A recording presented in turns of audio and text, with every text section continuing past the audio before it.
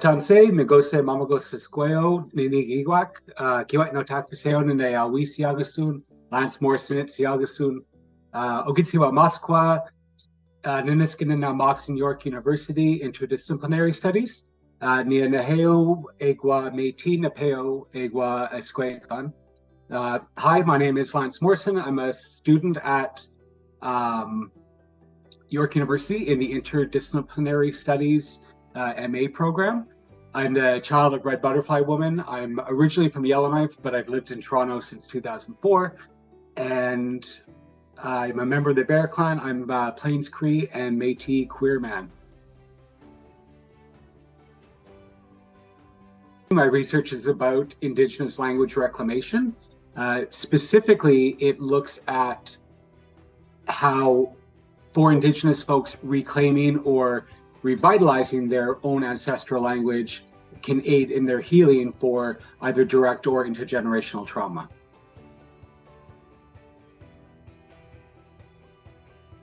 In my own reclamation journey over the past decade or so, I realized that language was an important aspect of that, my ancestral language.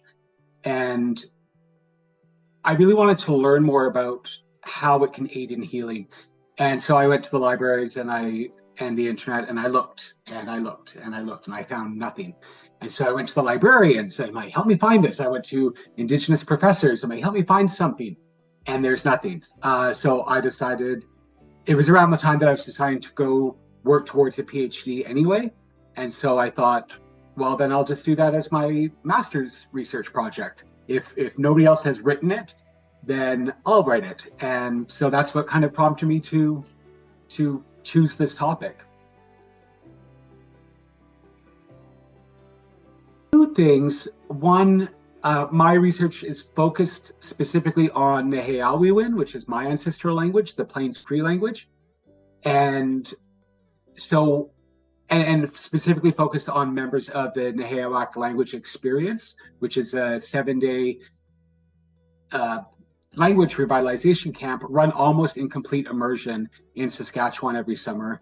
So getting to go to participate in that, it was my 4th time participating, but my first time actually at the camp. During the pandemic, they were held over Zoom. And so I got to go to the camp in 2021 for that. And so that was a really great experience, being actually on site as opposed to over Zoom. And the other was just reconnecting with my research participants who I met at camp or met previously, and especially the elders and knowledge keepers that I interviewed, and talking to them and getting just stories and insight and just various pieces of information, not just about the language, but about how the language has so much knowledge and culture built into it. Right now, I'm done the coursework for the program, the coursework requirements, and now I'm just finishing up my transcriptions. All my interviews are done. I'm finishing up the transcriptions and piecing them all together into what will be my final thesis. One of the most important things is recently we've been seeing a surge of Indigenous academics and Indigenous knowledge being held as valuable in the academy, in these institutions, which for decades or even centuries has been completely ignored by academia. And now we're starting to see a shift in that. And that is one of the things that I think my work can add to it. It's also stepping aside from, my work is prioritizing Indigenous pedagogies and Indigenous knowledge. So rather than, I said earlier that the area that I was looking at was largely missing from academia.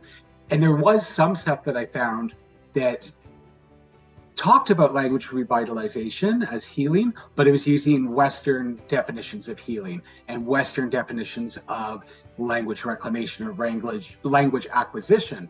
So I'm using Cree definitions of healing, Cree definitions of language acquisition, and Cree worldview, Cree pedagogy in this, as opposed to trying to trying to fit Indigenous knowledge into Western academia. I'm just saying, no, here's Indigenous knowledge. It's still as valuable.